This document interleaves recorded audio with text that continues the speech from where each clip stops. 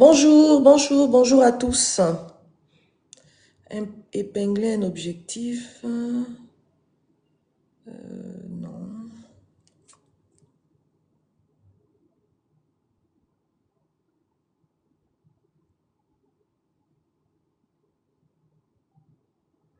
Bonjour, bonjour à tous. Donc aujourd'hui, nous allons parler argent.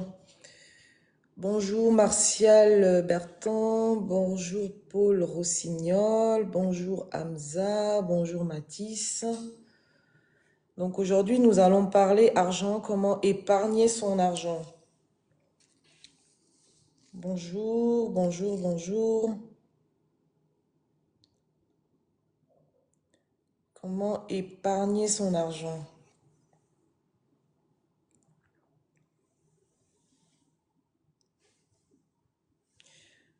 Bonjour, bonjour, bonjour. Donc, quelle stratégie mettre en place pour épargner son argent? Donc, c'est ce qu'on va voir. Quelle stratégie mettre en place pour épargner son argent? Pour épargner son argent, quelle stratégie mettre en place pour épargner son argent dans sa tirelire? Bonjour, bonjour à tous.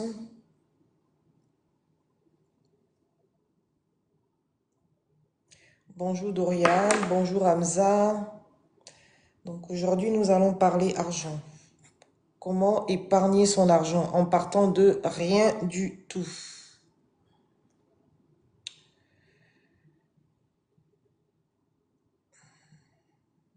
Comment mettre de l'argent de côté, comment développer en soi des capacités qui nous permettent de mettre de l'argent de côté, peu importe le niveau de revenu mensuel que nous avons chaque mois. Donc aujourd'hui, nous allons parler argent.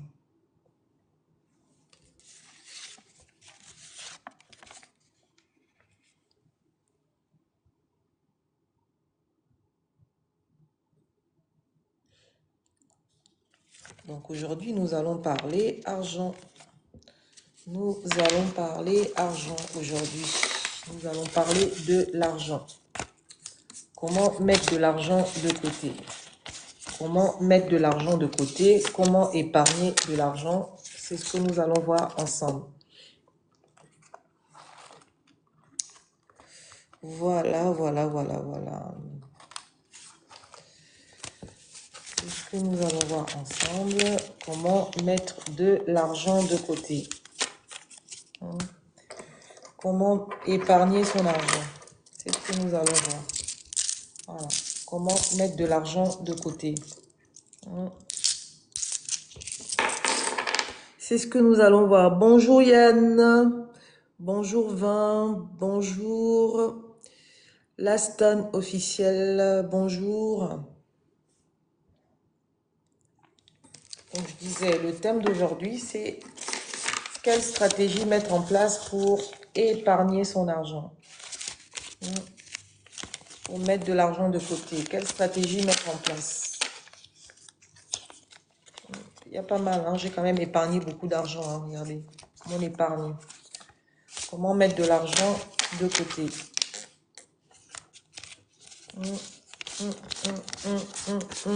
Comment mettre de l'argent de côté? Donc, c'est ce qu'on va voir. Ça va être un peu ludique, mais c'est ce qu'il faut mettre en place pour changer de mindset.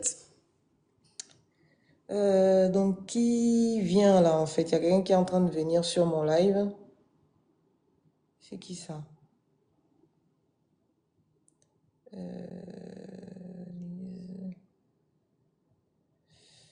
Donc, c'est ce qu'on va voir. Donc, tu es salarié, tu es chef d'entreprise, même que tu n'as aucune activité rémunérante, que voilà, tu vis sous le toit de tes parents, mais tes parents sont bienveillants et à chaque occasion, c'est-à-dire des anniversaires, des fêtes de fin d'année, ou peu importe la situation, tes parents généreux te donnent un peu d'argent de poche. Donc, comment développer des bons réflexes dès son jeune âge à partir du moment où on reçoit de l'argent. Voilà. Donc, voilà, on va voir. Ça va être un peu ludique, mais voilà, ce sera une formation pour changer de mindset, pour avoir une bonne routine, pour voilà, mettre de l'argent de côté. Mettre mettre un pourcentage de côté, ça c'est très bien. Mettre un pourcentage de côté, donc ça peut être 10%. Voilà, quand on commence, on peut commencer peut-être en se disant mettre 1%. Mettre 1% de son argent de côté quand on commence. Voilà, voilà, voilà. Comment mettre de l'argent, comment apprendre à mettre de l'argent de côté? Je mets entre 13, 5 et 12 quoi? Francs CFA ou euros? C'est de l'euro, c'est du franc CFA. Donc, c'est déjà un bon mécanisme, ça, en fait. Voilà. Donc, ça va être ludique, hein. Ça va être ludique. C'est-à-dire que je vais partir du papier. Voilà, la routine. Je vais partir du papier aux pièces d'argent. Aux pièces d'argent. D'accord? Aux pièces d'argent. Aux billets d'argent. Aux billets d'argent. Donc, ça va être très, très ludique. D'accord? Donc, comment mettre de l'argent de côté?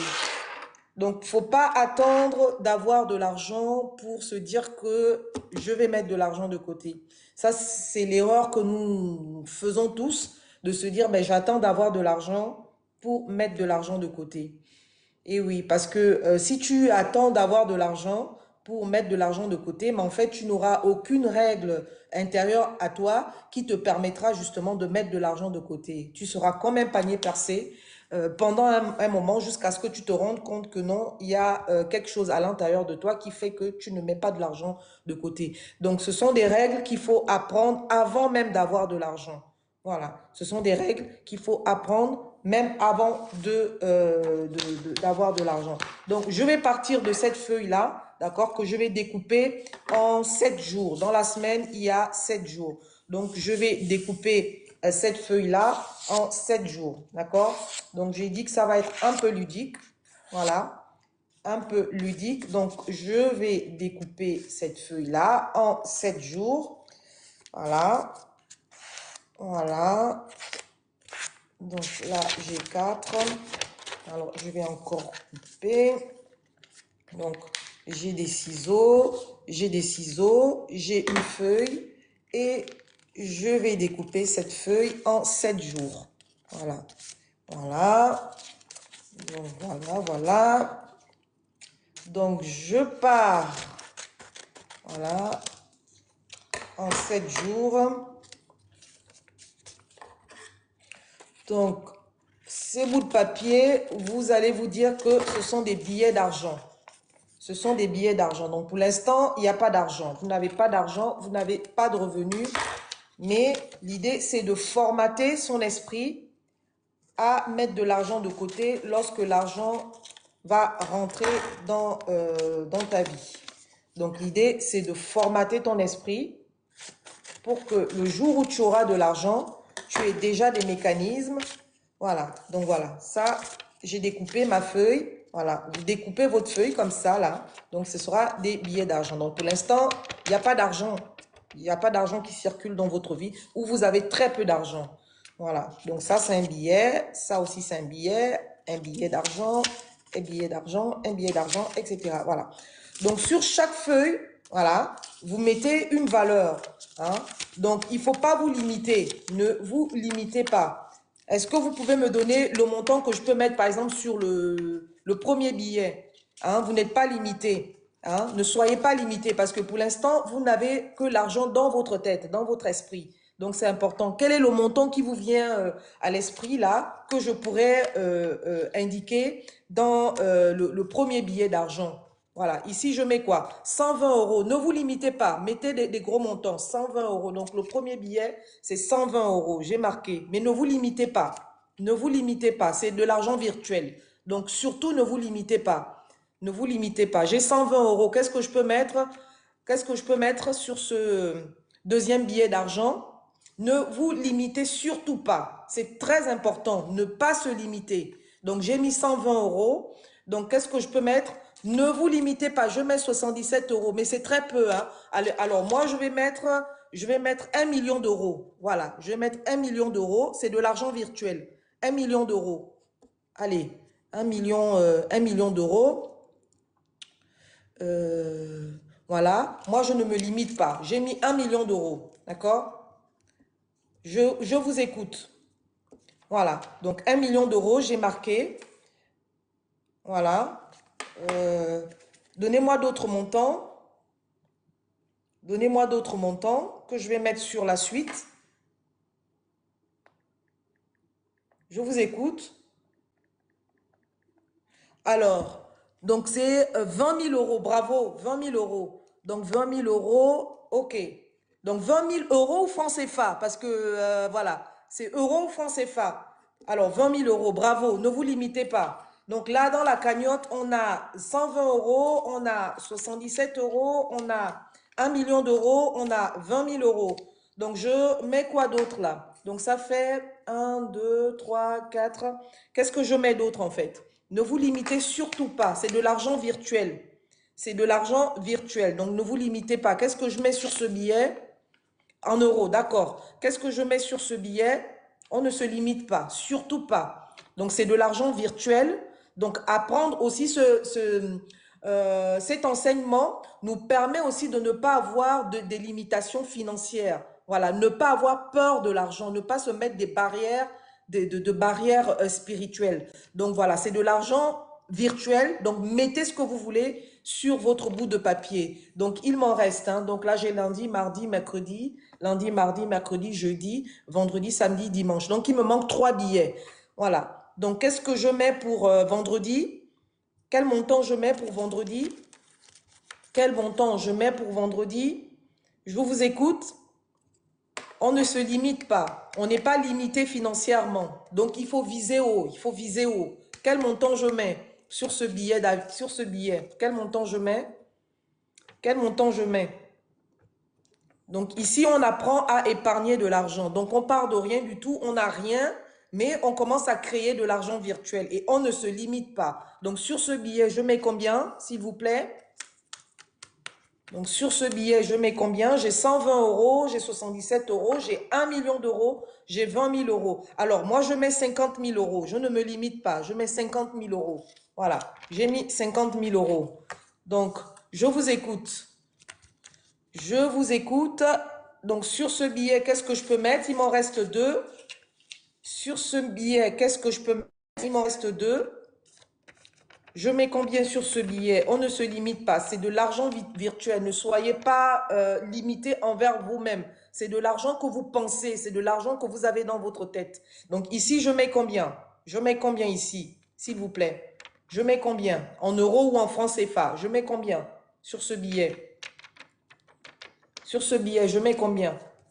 Allez, je mets, donc on a déjà 1 million d'euros, on a 20 000 euros, on a 50 000 euros. Je mets, allez, je mets 500 000 euros.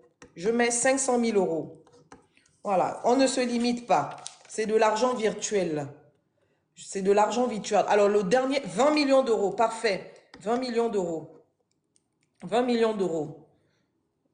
Voilà. On ne se limite pas, c'est de l'argent virtuel. Donc voilà, dans nos billets, voici l'argent virtuel qu'on a. On est riche, hein. Sur un plan spirituel, on est riche. On a 1 million d'euros, on a 120 euros, on a 77 euros, on a 500 000 euros, on a 20 000 euros, on a 500 000 euros et on a 20 millions d'euros. On est riche, hein, sur un plan virtuel. Donc, on a dit, on part de l'argent virtuel à l'argent réel, donc les pièces, d'accord, l'argent réel, à l'argent réel, donc des billets, des billets, des billets, des billets, des billets. Donc, voilà. Donc, comme pour l'instant, on n'a pas beaucoup d'argent, je vais donc représenter mes tirelires avec ceci, d'accord? Je vais représenter mes tirelires avec ces tasses-là. Donc ça, c'est l'argent virtuel que j'ai. Donc l'idée, c'est de formater son esprit. d'accord? C'est de formater son esprit. Donc, je vais mettre cet argent virtuel dans ça, je vais considérer que c'est mon porte-monnaie, d'accord? Ça, c'est mon porte-monnaie et ça, c'est ma tirelire.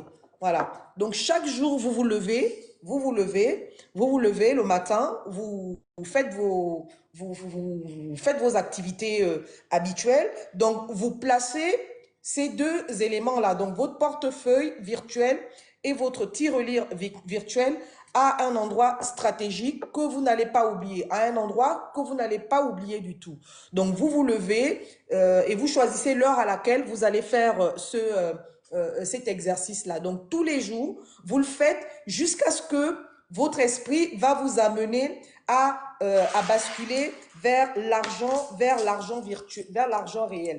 Donc, pour l'instant, on est sur la base de l'argent virtuel. Donc, le lundi, vous vous levez, ça peut être par exemple à midi, vous vous dites, ben, aujourd'hui, lundi, j'épargne 20 millions d'euros. C'est de l'argent virtuel. Voilà. Vous ne les avez pas encore dans votre vie, mais c'est de l'argent virtuel. Donc, on est lundi, vous épargnez 20 000 euros. Oh, voilà. Donc, j'ai épargné 20 000 euros. Voilà.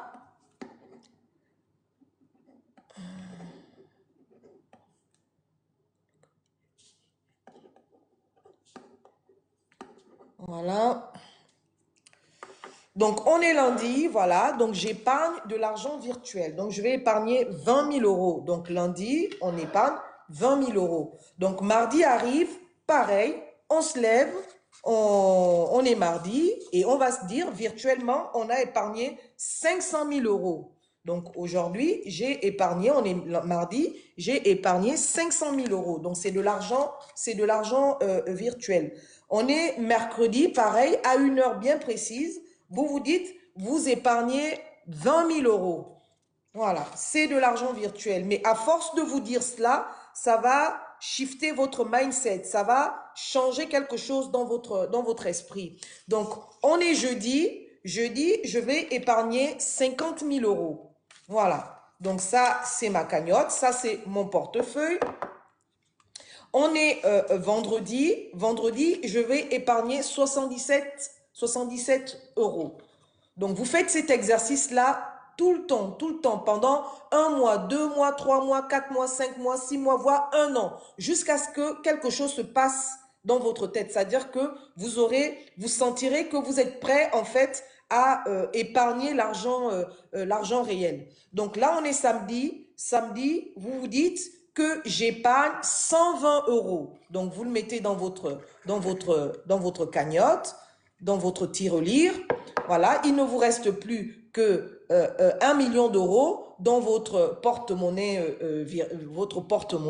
avec de l'argent virtuel. Et là, vous vous dites, eh ben, j'épargne 1 million, 1 million, 1 million, 1 million d'euros. Donc, voilà. Donc, tous les jours, vous faites cet exercice. Donc, la semaine d'après, voilà. Donc, vous reprenez l'exercice. Lundi, j'épargne 1 million d'euros. Mardi, j'épargne 120 euros. Mercredi, j'épargne 77 euros. Jeudi, j'épargne 50 000 euros. Vendredi, j'épargne 20 000 euros. Samedi, j'épargne 500 000 euros. Et dimanche, j'épargne 20 millions d'euros. Donc, vous faites cet exercice-là tout le temps, jusqu'à ce qu'il se passe quelque chose dans votre esprit. Donc, pour l'instant, vous n'avez pas d'argent réel, d'accord? Mais vous apprenez à épargner votre argent. Voilà. Donc, une fois vous sentez que, voilà, il se passe quelque chose dans votre tête, moi, j'avais fait cet exercice-là, c'était au bout de, on va dire, 6-7 mois que j'avais commencé à sentir que je n'avais plus de problème avec l'épargne. Et à partir du moment où vous allez même vous dire que vous n'avez plus de problème avec l'épargne, vous-même, vous allez trouver le pourcentage que vous allez mettre de côté. Parce qu'on ne peut pas imposer à chacun un pourcentage, parce que tout dépend de nos revenus et de nos charges. Donc, c'est chacun de nous, qui doit déterminer le pourcentage qu'il veut mettre de côté. Bonjour à tous, bonjour race élue. Donc, une fois vous sentez que vous pouvez donc basculer donc à l'argent réel, vous mettez de côté l'argent virtuel. Donc, vous basculez donc à l'argent réel. Donc, ici, j'ai des pièces. Commencez toujours. N'ayez pas peur des faibles commencements, d'accord? N'ayez jamais peur des faibles commencements. Donc, ici, on va commencer. J'aurais même pu commencer par les pièces jaunes. Hein? On va même commencer par les pièces jaunes. Je vais prendre des pièces jaunes. Voilà. N'ayez pas peur des faibles commencements. Les faibles commencements commencent même avec l'argent immatériel. Donc, on va basculer avec l'argent, les pièces jaunes. Alors, je vais prendre 7 pièces jaunes. Donc, 1, 2, 3, 4, 5, 6, 7. Voilà, je vais prendre 7 pièces jaunes. Donc, ici, on apprend à épargner. On apprend à épargner. Donc, je vais prendre des pièces jaunes. Donc, pareil. Donc, ces pièces jaunes, je vais les mettre dans mon portefeuille. D'accord? Ça, c'est mon portefeuille. Et ici, c'est ma tirelire. Voilà, c'est ma tirelire. Donc là, en fait, ce qu'il faut faire, c'est que c'est le même argent. Pour l'instant, on est en train d'apprendre à épargner. Donc, c'est de l'argent que vous devez mettre de côté, en fait. Cet argent-là, c'est de l'argent que vous allez utiliser pour vous apprendre à épargner. C'est pas encore réel, c'est pas de l'argent que vous épargnez réellement. Donc, vous apprenez à épargner. Donc, cet argent-là, en fait, doit toujours rester dans votre porte-monnaie. Je ne sais pas si je me fais entendre. C'est-à-dire que dans votre, à l'endroit où vous aurez décidé de faire ce travail-là, on doit toujours retrouver ces mêmes pièces-là. D'accord? On doit retrouver ces mêmes pièces-là. Donc, ça, c'est votre portefeuille et ça, c'est votre tirelire. Donc, on est lundi, eh ben, j'épargne ma pièce jaune. Voilà. On est mardi, j'épargne ma pièce jaune. D'accord? On est mercredi, j'épargne ma pièce jaune. On est jeudi, j'épargne ma pièce jaune. On est vendredi, j'épargne ma pièce jaune. On est samedi, j'épargne ma pièce jaune. On est dimanche, j'épargne ma pièce jaune. Donc cet argent-là ne bouge pas. Ça ne va pas dans votre réel porte-monnaie. Voici mon porte-monnaie là. Voilà. Ça ne va pas dans votre porte-monnaie. C'est de l'argent que vous allez mettre de côté pour apprendre à épargner. D'accord? Et vous faites ça avec vos pièces jaunes pendant 2, 3, 4, 5 mois. Voilà. Donc ça, vous allez garder ça dans votre porte. Donc quand vous avez terminé votre semaine, voilà, vous faites pareil. La semaine d'après, voilà, lundi, j'épargne ma pièce jaune. On commence par les... n'ayez pas peur des faibles commencements. Mardi, j'épargne ma pièce jaune. Mercredi, j'épargne ma pièce jaune. Jeudi, j'épargne ma pièce jaune. Vendredi, j'épargne ma pièce jaune. Samedi, j'épargne ma pièce jaune. Dimanche, j'épargne ma pièce jaune. Vous voyez, on est parti de l'argent virtuel aux pièces jaunes. Voilà, vous voyez, on est parti de l'argent virtuel aux pièces jaunes. Voilà, ça, vous avez compris, chacun le fera en fonction du moment où il se sentira prêt de basculer aux pièces jaunes. Voilà. Donc, ensuite, cet exercice-là, je disais, vous pouvez le faire pendant 2, 3, 4, 5 mois avec les pièces jaunes. Et ensuite, vous passez aux pièces supérieures. Voilà, pareil, le même exercice. D'accord? Donc là, ce sont des pièces d'1 euro et 2 euros. Ce sont les pièces de 2 euros et 1 euro. Et 1 euro. Donc là, pareil, vous faites cet exercice-là pendant plusieurs temps. D'accord? Ça peut être 1, 2, 3 mois en fonction de chacun. Donc vous faites pareil. Lundi, j'épargne 2 euros. Mardi, j'épargne 1 euro. Mercredi, j'épargne 2 euros. Jeudi, j'épargne 2 euros. Vendredi, j'épargne 1 euro. Samedi, j'épargne 1 euro. Et dimanche, j'épargne 2 euros. Donc, vous avez compris, hein? Cet exercice-là, ce n'est pas de l'argent que vous devez avoir dans votre porte-monnaie. C'est de l'argent que vous devez avoir dans des... vous choisissez vous-même ce que vous allez utiliser pour faire cet exercice-là. L'idée, c'est d'apprendre à changer son mindset, apprendre à épargner de l'argent de manière à ce qu'on n'ait plus de problème à mettre de l'argent de côté. D'accord? Voilà. Donc, une fois vous sentez que vous pouvez basculer à l'étape supérieure, donc vous pouvez partir, vous pouvez prendre les billets de 10 euros. Hein. Bon, vous pouvez aussi prendre les billets de 50 euros. Voilà. Mais là, j'ai des billets de 20 euros. D'accord? Donc, on va basculer à l'épargne des billets réels de 20 euros. D'accord? Je vais prendre 5 billets comme ça que je vais mettre dans mon porte-monnaie. Donc, ça fait 1, 2, 3, 4, 5, 6, 7. Moi, j'avais même comme ça là pour le mois, en fait. Hein. C'est-à-dire que j'avais réussi à faire de la monnaie d'un euro que j'utilisais, que j'avais mis dans un bocal comme ça, mais pour un mois, en fait.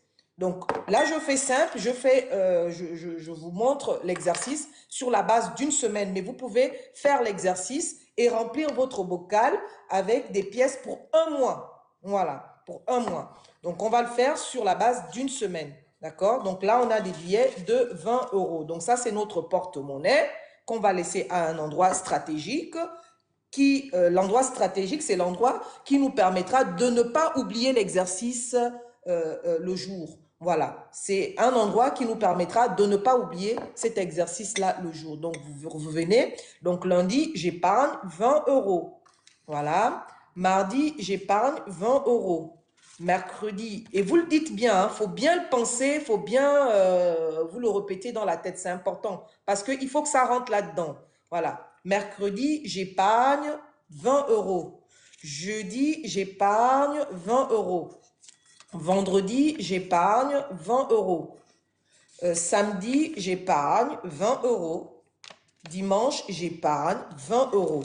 Donc cet argent-là, pareil, vous ne le touchez pas. Voilà, vous reprenez l'exercice et vous allez le voir, je vous assure, vous allez le voir. C'est-à-dire, vous faites cet exercice-là en partant de l'argent virtuel, en partant, ensuite vous basculez aux pièces jaunes, d'accord? Et après, vous basculez aux pièces argentées, là, aux pièces dorées.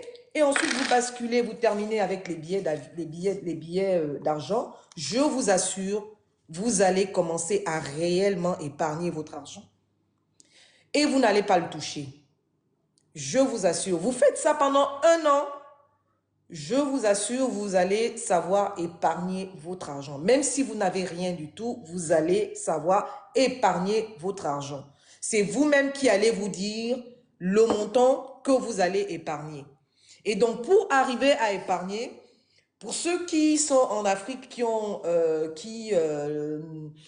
parce que les banques, c'est pas évident d'ouvrir un compte bancaire en Afrique, mais pour les personnes qui sont en Europe, c'est plus ou moins facile.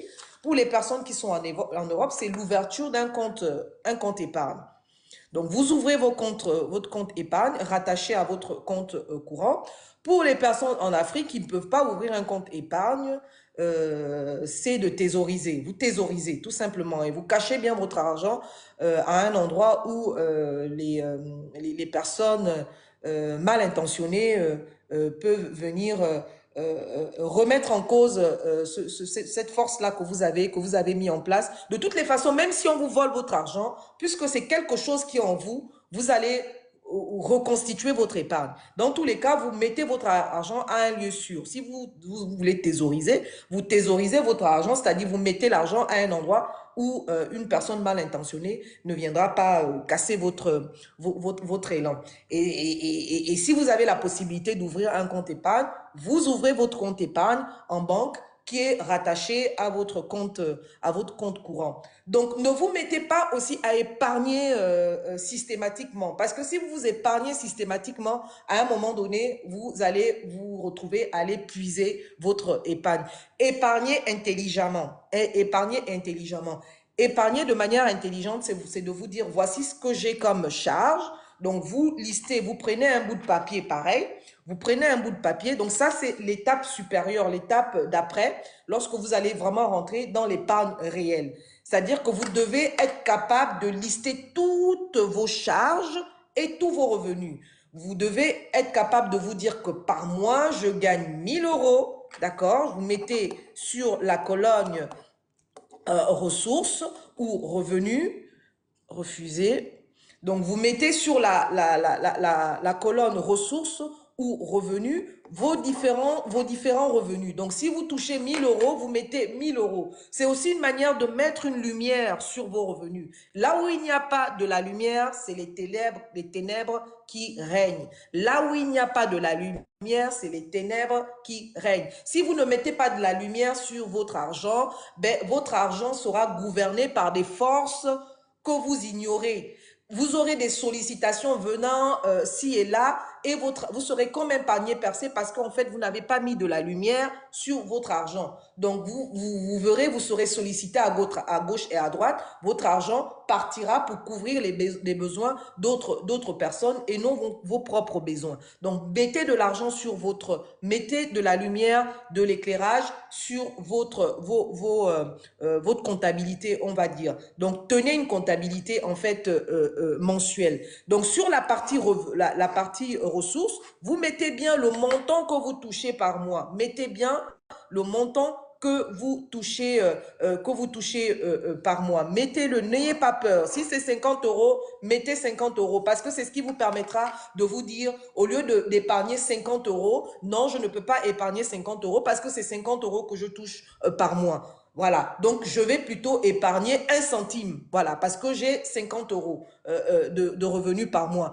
Et si vous avez 1000 euros, parce que vous savez que vous avez 1000 euros par mois, vous n'allez pas vous dire je vais épargner 1000 euros. Donc c'est une épargne bête, parce qu'à un moment donné, vous allez être amené à supporter des charges. Donc ce qui va se passer, si vous épargnez tous vos revenus, ce qui va se passer, c'est que vous allez puiser votre épargne. Donc, ce n'est pas une épargne intelligente. Donc, mettez de la lumière sur vos revenus et ensuite, vous mettez aussi de la lumière sur toutes vos charges. Toutes vos charges, je vous en prie. Donc, si vous payez EDF, donc de l'électricité, vous mettez, j'ai une charge correspondant à de l'électricité. Si vous payez de l'eau, vous mettez, j'ai une charge correspondant à de l'eau et vous mettez exactement le montant que vous payez par mois. Si c'est 15 euros d'EDF que vous payez par mois, mettez 15 euros que vous payez par mois. Si de l'eau, vous payez ça tous les 3 mois, mettez à peu près ce que vous payez par mois en divisant le montant trimestriel par 3. Et vous mettez exactement ce à quoi ça correspond par mois. Si vous payez un loyer, mettez exactement le montant du loyer que vous payez par mois. Mettez de la lumière sur vos charges. Si vous payez une cantine parce que vous avez des enfants qui sont scolarisés, mettez exactement le montant que vous supportez au titre de la cantine. Il y a quelque chose qu'on oublie aussi dans cet éclairage-là, c'est l'essence ou le gasoil, hein? Donc le carburant. Mettez exactement ce que vous payez par mois au titre de ce poste de dépense. Si vous avez la nourriture aussi, donc ce que vous dépensez par mois au titre des frais alimentaires. Regardez votre consommation alimentaire et vous essayez de chiffrer à peu près combien vous payez par mois au titre de ce poste de dépenses. On peut penser à quoi d'autre? Donc, j'ai pensé à l'électricité, au loyer, à l'essence, à la nourriture. Donc, si vous avez des impôts, si vous payez l'impôt sur le revenu et que vous êtes mensualisé, mettez exactement le montant de la mensualisation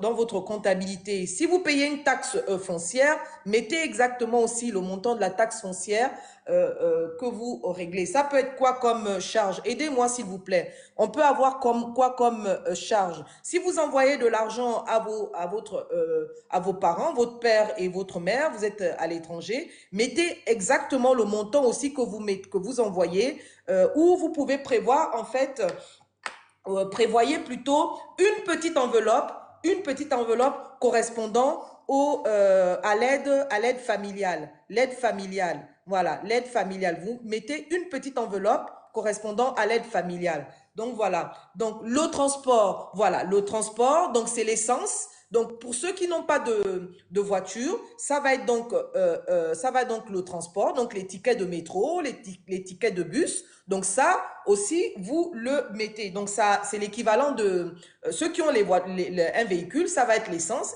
Et ceux qui n'ont pas de véhicule, ça va être un ticket de métro ou un ticket de transport ou le taxi. Quelle autre dépense on peut avoir? Quelle autre dépense on peut avoir dans la partie dépenses, s'il vous plaît? Quelle autre dépense on peut avoir dans la partie des dépenses? Elle parle toute seule. CMA, tu peux venir, hein, tu peux venir et voilà, j'ai mis le panel. La santé, voilà. Donc il y a la santé, voilà. Donc les frais de santé, sont ponctuels. Les frais de santé sont ponctuels, sauf si on a une maladie récurrente qu'on a à vie. Donc voilà, mais sinon les frais de santé sont ponctuels. Donc CMA, si tu veux monter sur le panel, il n'y a pas de souci. Je ne parle pas toute seule puisqu'il y a Racelu qui interagit avec moi. Il y avait également un autre là, il y avait Deep Pop qui réagissait avec moi. Donc, je parle pas toute seule. Donc, la communication, elle est écrite, elle est verbale, elle est même non verbale aussi. Tu vois? Donc, voilà. Donc, si tu veux venir sur le panel, il n'y a pas de souci. Et ici, on parle de comment épargner son argent. Donc voilà. Donc, on était sur les postes des dépenses.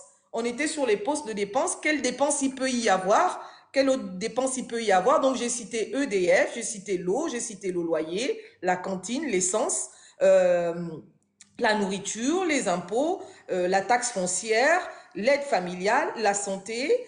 Il y a aussi, on peut mettre aussi ses propres besoins. Voilà. Donc pour les femmes, on a peut-être besoin d'aller au salon de coiffure, on a peut-être besoin de s'acheter une robe de temps en temps. Donc vous pouvez prévoir un petit budget aussi pour ça, pour ses besoins personnels.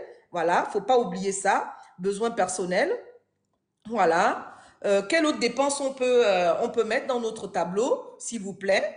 Les loisirs, voilà, lorsqu'on a des enfants, de temps en temps. Donc là, on est sur les dépenses qui sont ponctuelles. Voilà, on est sur des dépenses qui sont ponctuelles. Donc, il y a les loisirs, c'est pas tout le temps qu'on va faire les loisirs. Les besoins personnels, c'est pas tout le temps qu'on va s'acheter une robe, c'est pas tous les jours qu'on va s'acheter une robe ou voire tous les mois qu'on va s'acheter une robe ou une paire de chaussures, une paire de soutien, etc. Ce sont des dépenses ponctuelles. Pareil, l'aide familiale, c'est pas tout systématiquement qu'on va envoyer de l'aide à maman ou à papa. Donc c'est des dépenses ponctuelles.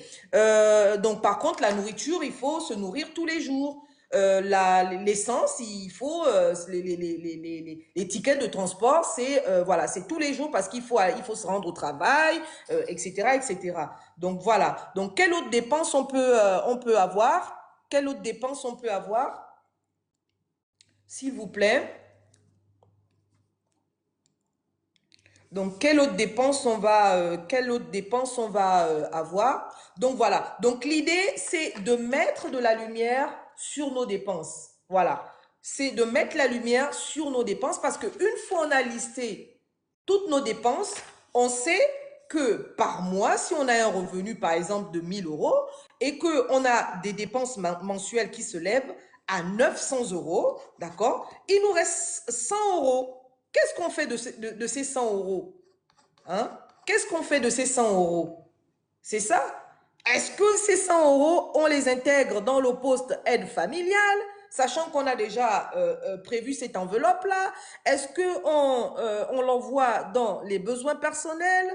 Est-ce qu'on l'envoie dans les loisirs, sachant qu'on a déjà prévu ces enveloppes-là? Donc, logiquement, ces 100 €, on peut se dire, ben, sur ces 100 €, on coupe la poire en deux. Pour commencer, on va envoyer 50 € en épargne. Ou si déjà on est bien assis sur la question concernant l'épargne, les 100 €, on les envoie en épargne. Voilà. C'est de ça dont il s'agit. C'est comme ça. Donc, quelqu'un qui n'aura pas mis de la lumière sur ses revenus et sur ses charges, cette personne-là court le risque d'épargner la quasi-totalité de ses revenus. Et puis, merci, J Magique, merci. Tapoter, j'oublie de dire aux uns aux autres de tapoter. Tapotez, s'il vous plaît.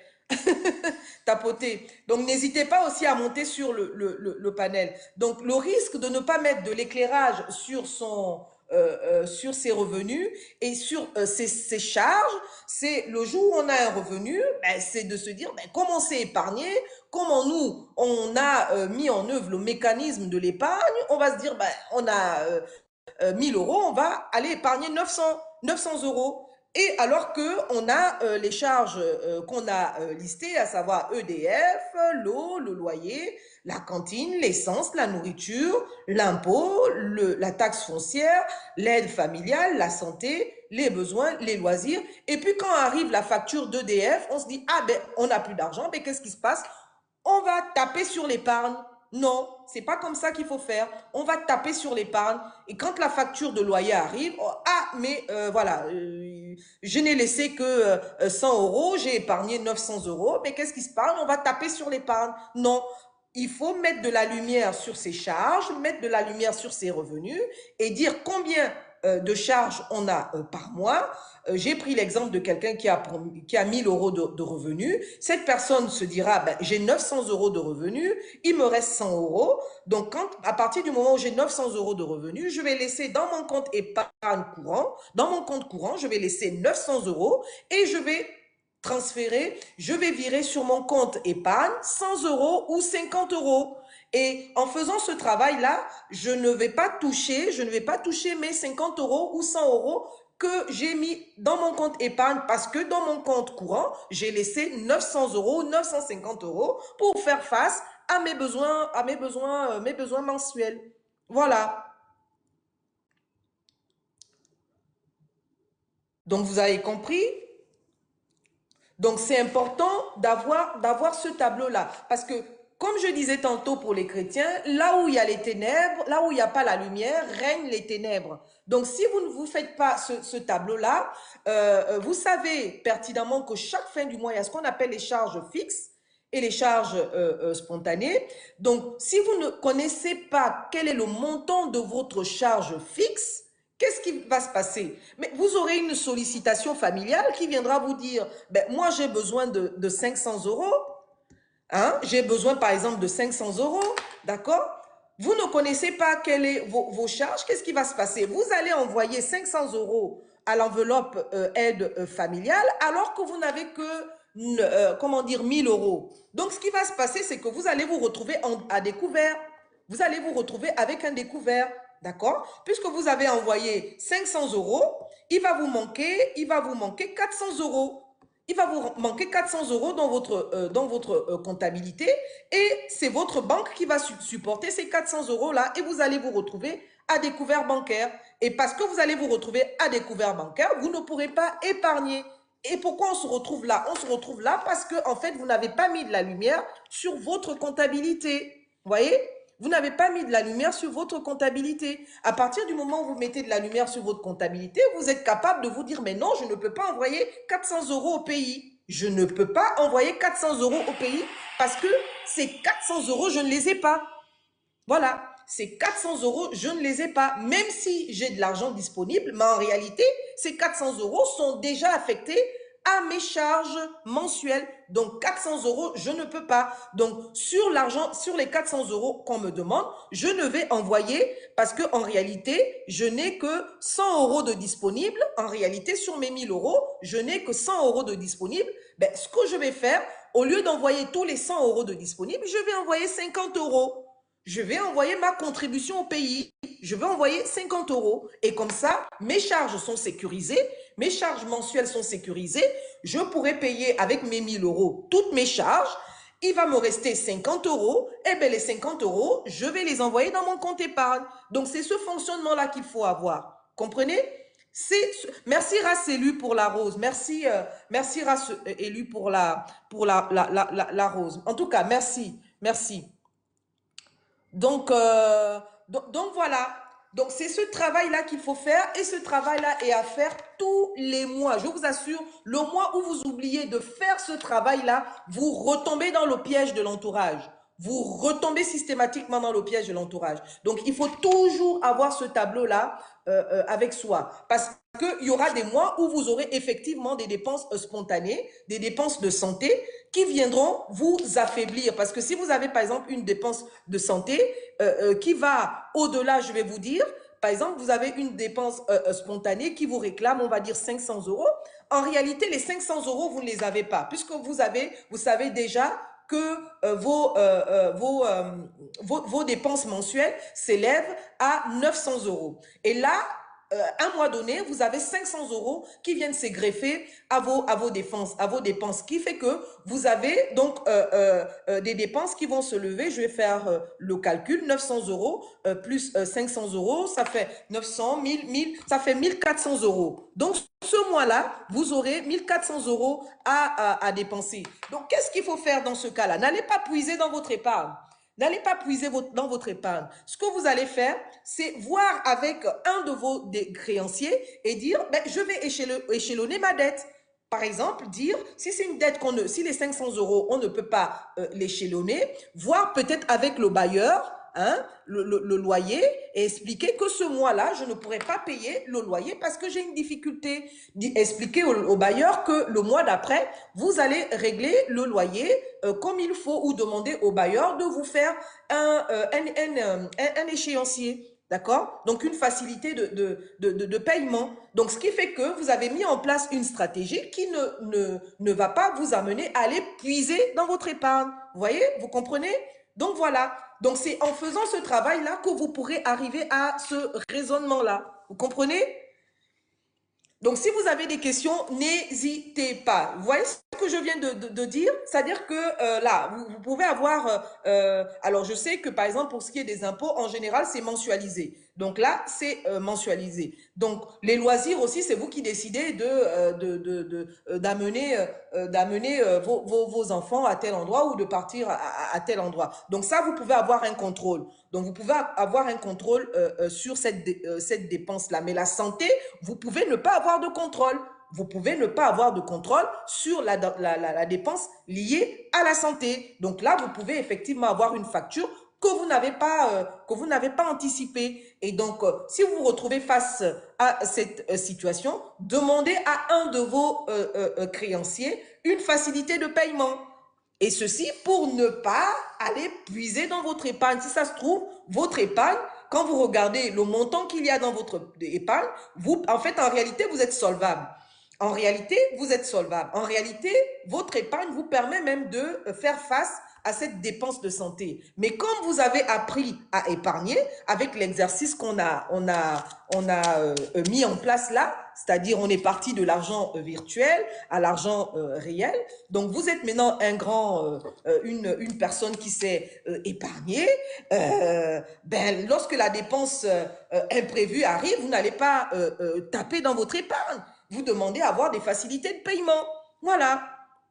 Vous demandez à avoir des facilités de paiement. Et d'ailleurs, ce qu'il faut savoir, c'est que même lorsqu'on va au tribunal, lorsque le créancier est mécontent, parce qu'il estime que vous n'êtes pas un bon payeur, lorsqu'on va devant le juge favorise toujours la facilité de paiement. C'est-à-dire qu'on peut demander au juge de mettre en place des facilités de paiement, c'est-à-dire que votre dette soit mensualisée. Voilà, donc c'est que la loi prend aussi en compte les difficultés qu'on peut avoir. D'ailleurs, quand on va déposer son dossier à la commission de surendettement, que fait la commission de surendettement? La commission de surendettement, à défaut d'effacer votre dette, met en place un plan de surendettement. Le plan de surendettement prévoit quoi? Le plan de surendettement prévoit un échelonnement de votre dette. Donc voilà, et ça, vous pouvez le mettre en place avant même d'arriver à ce stade-là, avant d'arriver devant le juge ou avant d'être dans une situation de surendettement. Voilà, donc vous négociez avec vos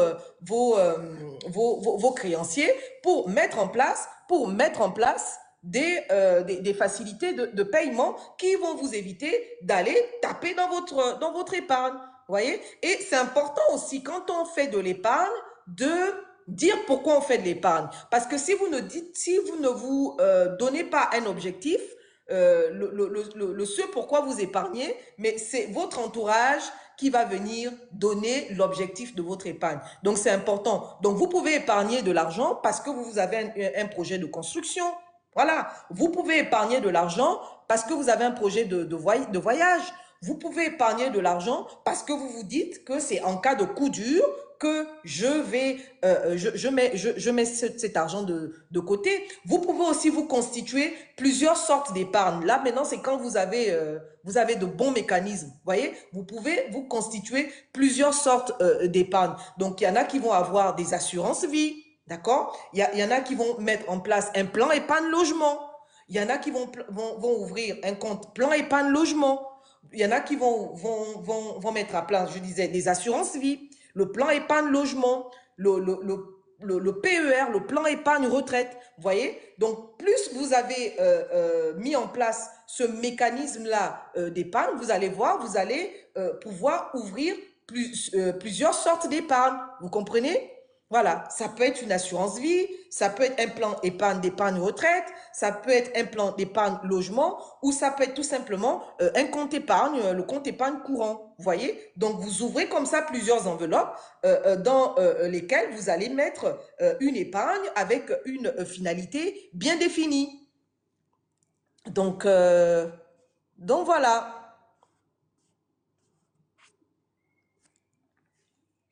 Donc, voilà, vous mettez donc... alors...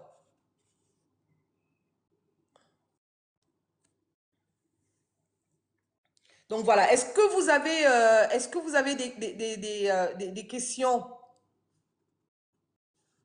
Est-ce que vous avez des questions? Certains commentaires ont été filtrés pour protéger l'expérience de la communauté. Donc il y a peut-être un commentaire de Louise qui a été supprimé, probablement. Voilà. Est-ce que vous avez des questions?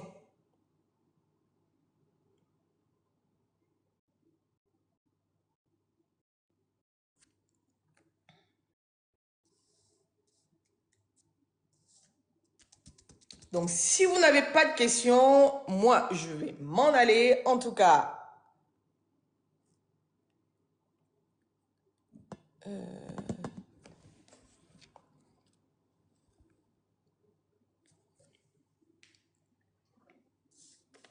donc, est-ce que vous avez des questions pour que ça soit plus interactif?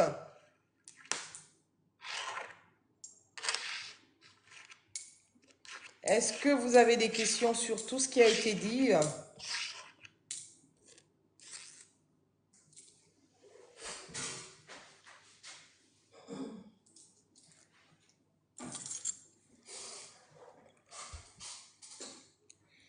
Merci beaucoup, race élue. En tout cas, merci de m'encourager.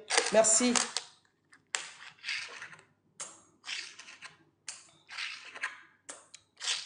Et donc ça, c'est même des mécanismes aussi à mettre en place lorsqu'on gère une entreprise.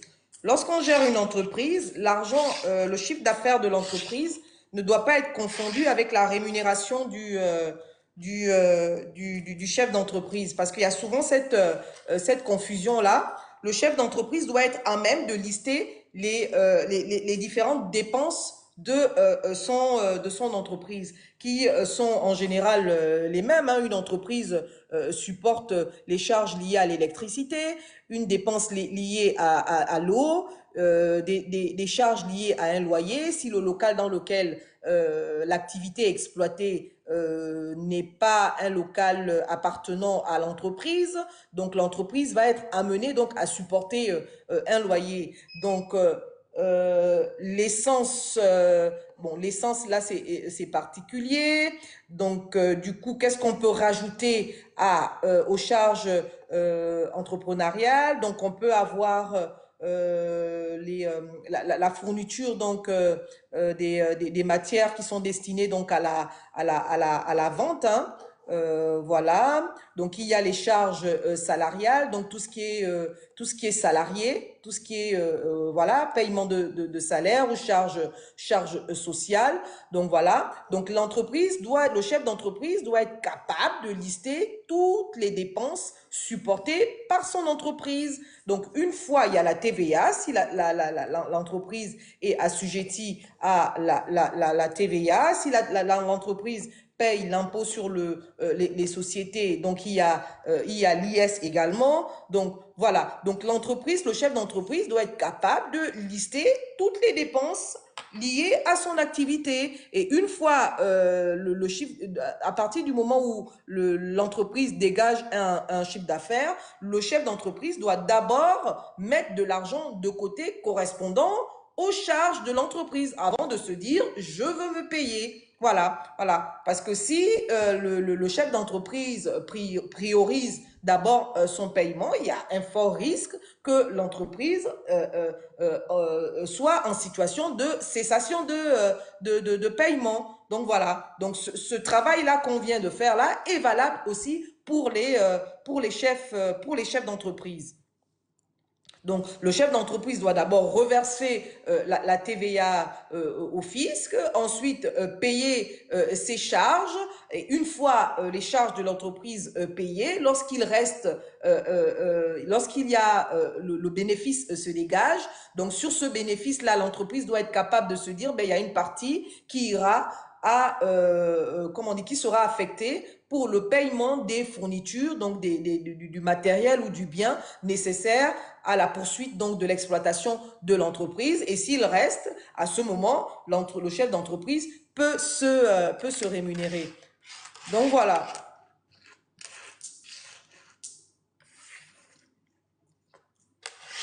Donc ce sont des mécanismes qui sont importants pour gérer ses finances personnelles et pour gérer également son entreprise.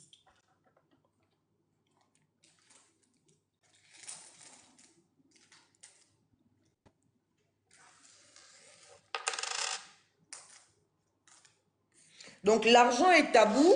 L'argent est tellement tabou que souvent, même dans nos cellules familiales, on ne nous apprend pas à gérer l'argent. Ce qui fait que au moment où l'argent circule dans notre vie, c'est l'obscurité absolue. L'obscurité absolue parce que on n'a pas appris à gérer son argent.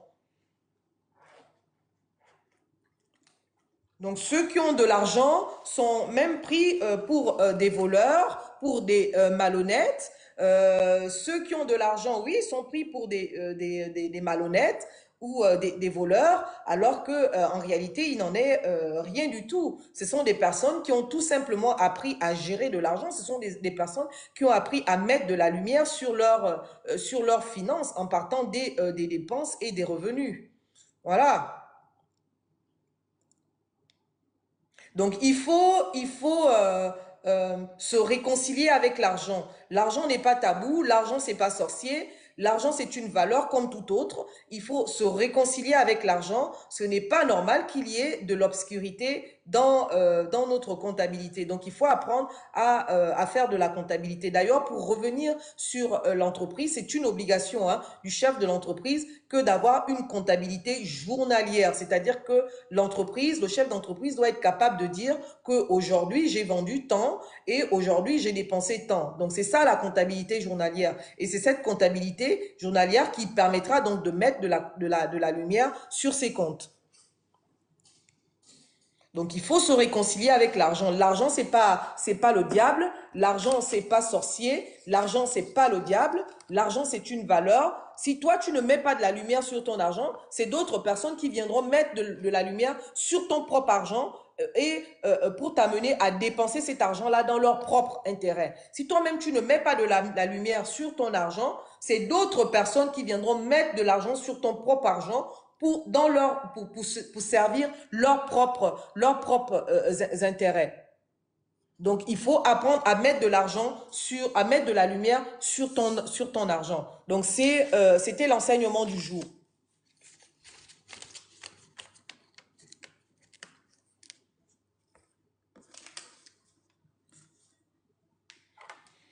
Voilà. Merci, merci, merci à tous. Merci.